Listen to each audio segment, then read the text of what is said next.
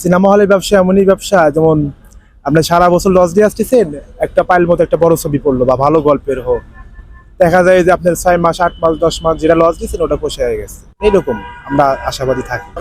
হ্যাঁ, বললাম না যে আমরা 6 মাস লস দিচ্ছি, এক ছবিতে আমরা উঠে নিচ্ছি।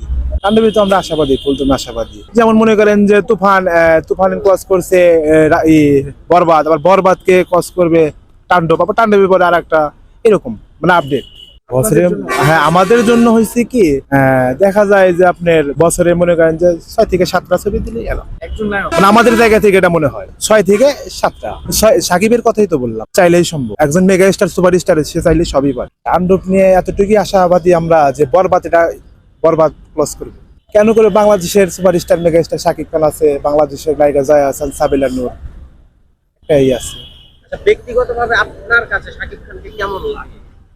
আমার কাছে বলতে, আমার কাছে তো অন্যরকম লাগে, সবার চাইতে আলাদা। তারপরে বাংলাদেশের মানুষ, আমরা বাংলাদেশের মানুষকে আমরা সাপোর্ট অবশ্যই করতে হবে।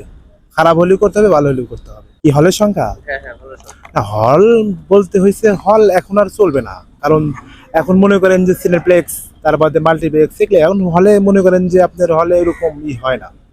তারপরেও যেগুলো যে হল আছে এখন বাংলাদেশে, বড় বড় হল আছে, ওই দেখা যায় যে ভালো ছবি আসতে গেলে মানুষ সিনেমা দেখে, তাছাড়া মনে করেন যে সিনেমা দেখে না। কারণ আপনার সিনেপ্লেক্স দিয়ে তো আর হল চলে না, আবার সিনেপ্লেক্স ছাড়াও হইতেছে না, কারণ মানুষ এখন আপডেট হয়ে গেছে। তাহলে আগামী দিনে কি আরো হল কমবে মনে হচ্ছে? না, কমবে বলতে হল দেখা যায়, হল আপডেট মানে সিনেপ্লেক্স হচ্ছে, তার মধ্যে মাল্টিপ্লেক্স, এই সেই আর কি।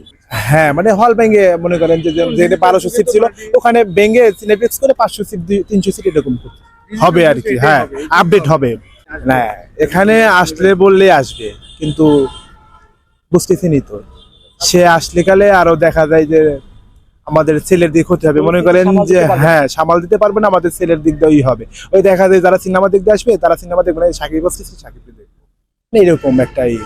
সেই জন্য আর সে যদি সিনেমা হলের ভিতরে থাকে, তারা তো দর্শকের সিনেমা দেখে না, তাকে তাকে দেখে।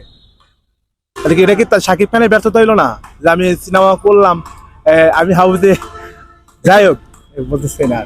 দেখেন, সাভার সেনা অডিটোরিয়াম এমনই একটা হল, অনেক পরিপাটি। আপনারা যারা আছেন আসলে গেলে দেখতে পারবেন, বুঝতে পারবেন।